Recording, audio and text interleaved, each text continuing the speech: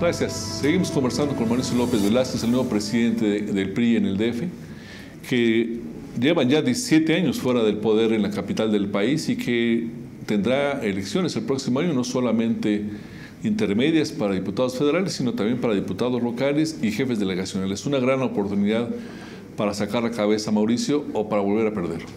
Es una oportunidad para restablecer la confianza ciudadana en el PRI. Todos los partidos han sido criticados en la ciudad, están desgastados, viven una crisis de credibilidad y confianza. La política, incluso en la capital, que tiene que recuperarse restableciendo una manera de comunicación distinta. Me parece que el PRI puede ser opción y alternativa a 17, 18 años el próximo de ser oposición.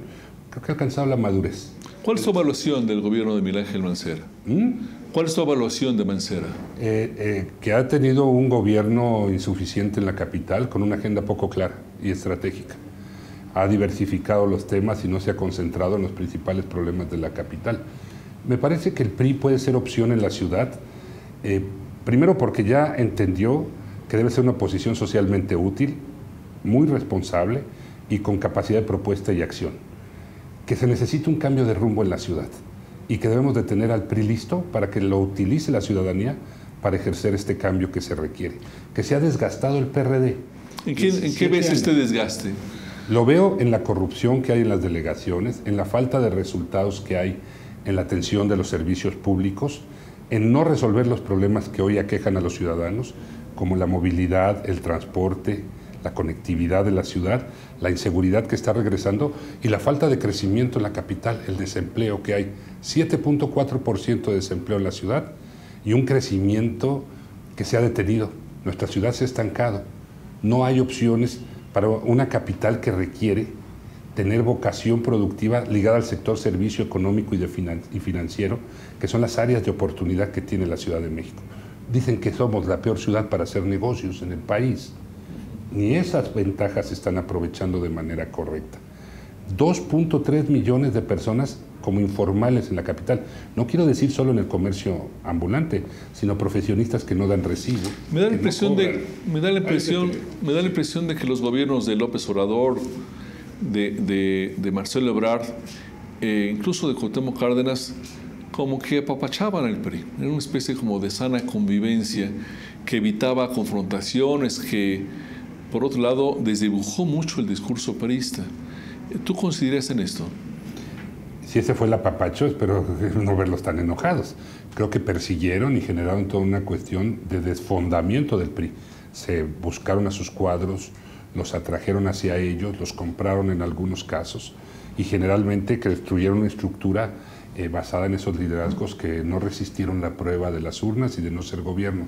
Pero no había muchas voces de priistas reclamándole al gobierno perredista esto. Hubo ejercicios muy críticos. En la Asamblea 2000-2003, que fue plural, que no tuvo mayoría, se hicieron presupuestos diferentes, se restablecieron mayores asignaciones a las delegaciones, se creó la ley de transparencia que vetó 3 veces el jefe de gobierno, se avanzó en nuevas reglas y en confrontaciones que se expresaron cuando yo fui legislador en el 2003-2006, con los escándalos que hubo de corrupción de René Bejarano, con los casos del desafuero, con procesos en los cuales tuvimos que establecer mecanismos para destituir un delegado que estaba prófugo en Gustavo Amadero. Hubo un desgaste y un posicionamiento claro del PRI. Éramos minoría. Conmigo eran 7 diputados. Mejor por eso se escuchaba menos. Se escuchaba menos. ¿Cuál es la postura ahora? ¿Cuál es el tono de la confrontación, el perfil de la oposición? Se les ha señalado como la mano atrás de protestas como, por ejemplo, lo del Hoy No Circula y otros. ¿Esto es así? ¿Esta es la estrategia? No. Atrás del Hoy No Circula lo que hay son ciudadanos enojados y molestos porque aumentaron el precio del transporte, del metro, cerraron la línea 12 y endurecieron el Hoy No Circula sin una comunicación correcta a los capitalinos de por qué las medidas, sin construir verdaderamente políticas públicas incluyentes, han tomado decisiones sin escuchar y sin comunicar correctamente y lo que tienen es una reacción de enojo. Nosotros no promoveremos manifestaciones o afectaciones a la ciudad que afecten a terceros. Nosotros defendemos la libertad de expresión y el derecho a protestar, pero siempre con civilidad y con apego a la ley.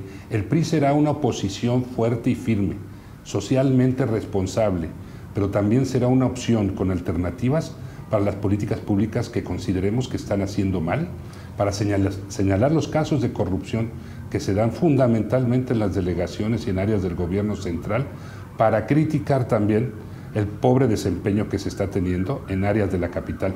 Me decías que cómo veo a Miguel Ángel Mancera. A veces lo veo solo, no sé si tenga equipo o secretarios. Pocos secretarios atienden sus temas, los comunican y construyen políticas para ayudar al jefe de gobierno. Y deja tú para ayudar al jefe de gobierno, Roberto, a la ciudad. De las 16 delegaciones en la capital, el PRI no tiene ninguna. Una, Coajimalpa. Un priista de Nuevo Cuño, Adrián Rubalcaba. ¿Cuál es la apuesta para el próximo año? Se habla de la posibilidad de incluso de una alianza con el PAN a nivel de la ciudad que enfrenten juntos al PRD. ¿Esto es viable? Es viable tener a 16 candidatas y candidatos a jefes delegacionales y a los 40 distritos locales que representen el mosaico de pluralidad y diversidad que tiene la ciudad. Buenos priistas y buenas priistas que han dado su lucha por el partido, pero que tengan capacidad de ganar. No queremos candidatos, queremos delegados y diputados. Si no hay en el PRI, tendremos que buscar, sobre todo con la sociedad civil, hay que reconectarnos con la sociedad civil y ser un instrumento para ellos, para hacer la primera alternancia. 17 años gobernados por un mismo partido. Yo digo que hasta ver un mismo color, la vista cansa, y el amarillo ya se agotó. ¿Pero es posible una coalición? Es posible una coalición con las fuerzas políticas de la capital que estén por la alternancia y el cambio. No solo con las que han sido históricamente constituidas, sino con las nuevas fuerzas políticas, pero sobre todo con las organizaciones de la sociedad civil que tienen más trabajo en la capital que algunos de los nuevos partidos.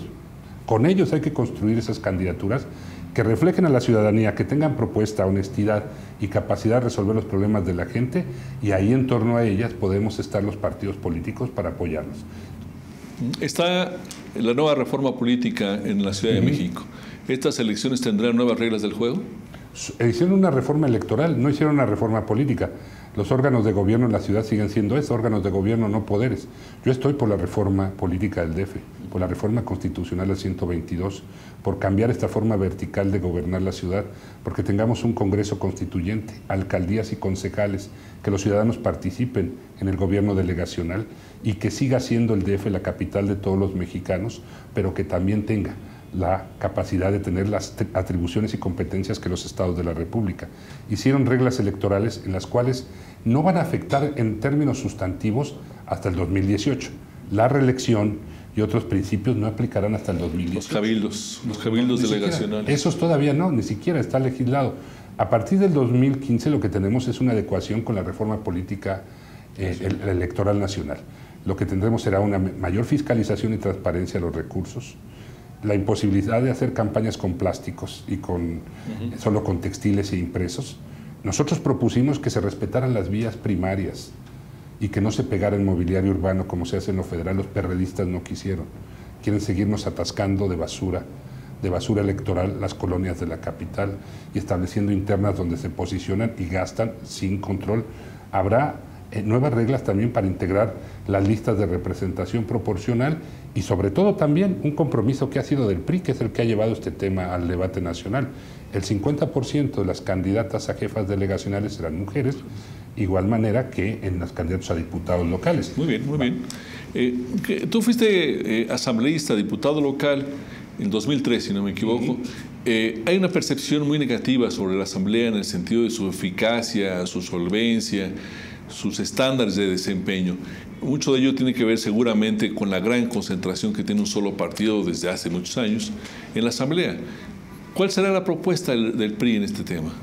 En la Asamblea Legislativa tendremos que ir a una revisión integral de las leyes porque no están haciendo las reformas que se requieren en la capital y a simplificarlas. Tenemos más de 60 ordenamientos jurídicos que la gente no conoce. Tú sabes, por ejemplo, que hoy se expidió la ley de movilidad de la Ciudad de México. Hoy en la mañana lo hizo el jefe de gobierno y poca gente conoce la ley. No sabe si eso beneficia al transporte público o genera mejores derechos al peatón que al automovilista. No hay una difusión de las normas. Tenemos que cambiar también la forma en que se gobierna la Asamblea Legislativa. Ellos mantienen una mayoría en la Comisión de Gobierno, que es una figura del siglo XX. Ahora hay juntas de coordinación política y formas de administrar los legislativos diferentes. Ellos han mantenido un férreo control de la Asamblea. a partir o de comprar diputados para ser mayoría o de la mayoría que es la que cuentan. Y no han democratizado la Asamblea y profesionalizado. Hay discusiones en las que votan dictámenes que no se reparten. No hay transparencia y plena difusión de sus trabajos hacia los ciudadanos. La Asamblea tiene que dejar de ser un recinto con opacidad y tiene que atraer la luz en un seguimiento que se haga a su desempeño y a sus resultados. No evalúan cuando aprueban una ley los costos-beneficios para los ciudadanos. Lo hemos visto recientemente con algunas normas. Incluso el jefe de gobierno les ha devuelto más de 11 ordenamientos por deficiencia en técnica legislativa. Varias veces has mencionado corrupción en delegaciones, compra de diputados. Ojalá en el siguiente bloque nos pudieras dar casos precisos para tener una ilustración al respecto. Seguimos con ustedes un minuto más aquí en La Silla Rota.